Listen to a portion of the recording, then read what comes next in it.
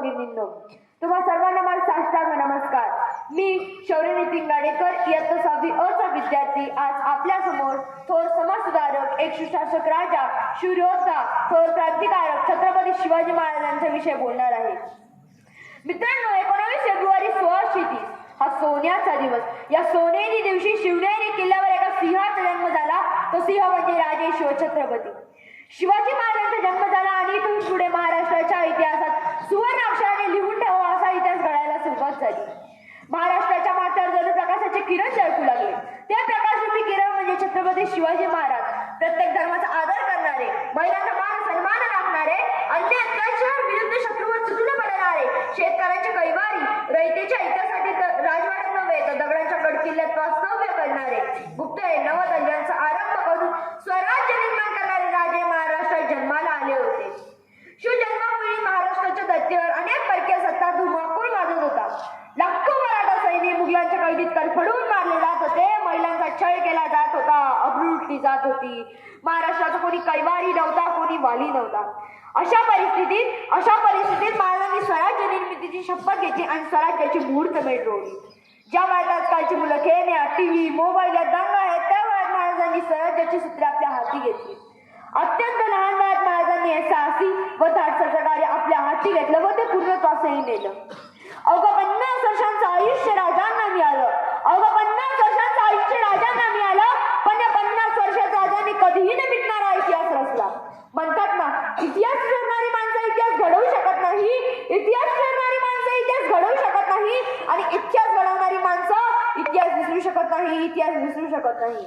मित्रांनो, महाराजांनी एवढ्या 30 ते 35 वर्षात 750 वर्षाचं पारतंत्र्य हटवलं. ही जगाच्या पाठीवरची सर्वात मोठी क्रांती आहे आणि म्हणूनच क्रांतिकारी दूरदृष्टी असलेले राजे म्हणून देखील महाराजांची ओळख आहे. त्याच्या दूरदृष्टीचं उदाहरण म्हणजे महाराजांनी बांधलेला जिंजीचा किल्ला.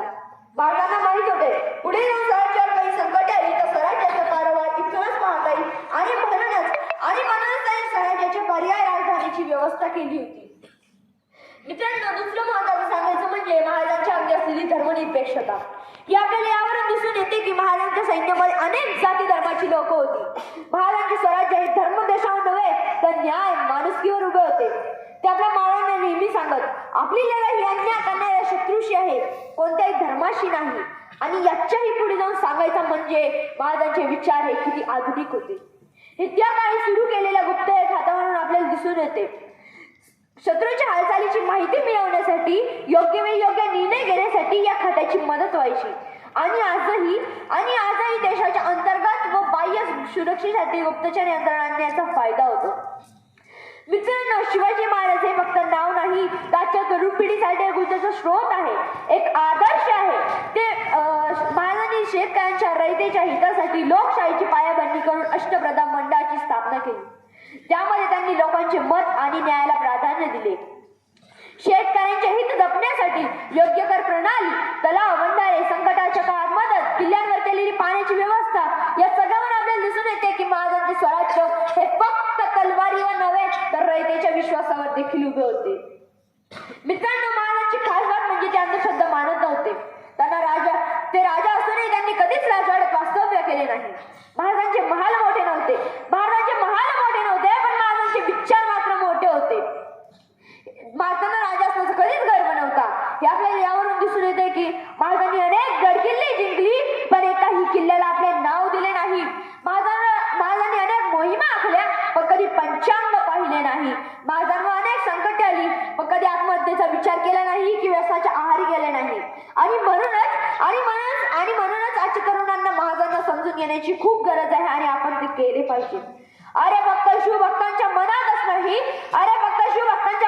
नाही तर दुश्मनांच्या मनातही महाराज स्थान निर्माण करणारे एकमेव राजे म्हणजे राजे शिवछत्रपती. याची अनेक उदाहरणे आपल्याला माहित आहे, पण एक अत्यंत सुंदर उदाहरण मला तुम्हाला सांगावं असं वाटतं ते म्हणजे महाराजांनी कल्याणची सुभेदाराच्या सुनेला दिलेला मातेचा दर्जा. शत्रूच्या सुनेला देखील मान सन्मान देणारे, तिचे रक्षण करणारे एकमेव राजे म्हणजे राजे शिवछत्रपती. या प्रसंगाचं वर्णन एका कवीने खूप छान केले आहे. ते कवी म्हणतात, सुभेदाराच्या सुनेला बघून शिवाजी महाराज म्हणतात, अशीच आमची माता असती सुंदर रूपवती, अशीच आमची माता असती सुंदर रूपवती, आम्ही सुंदर झालो असतो बदरे छत्रपती, आम्ही सुंदर झालो असतो बदरे छत्रपती. याच्यातून आजच्या तरुणांना खूप काही शिकण्यासारखे आहे. आजच्या जयंतीच्या निमित्ताने इथे उपस्थित असलेल्या माझ्या मित्रांना मी इतकेच सांगतो की आजही मुलींवर महिलांवर होणारे अन्याय अत्याचार जर आपल्याला थांबवायचे असतील तर आपण देखील जसं शिवाजी महाराज महिलांचा मान सन्मान दाखवत होते, त्यांचे रक्षण करत होते, तोच आदर्श आपण आजही ठेवावा.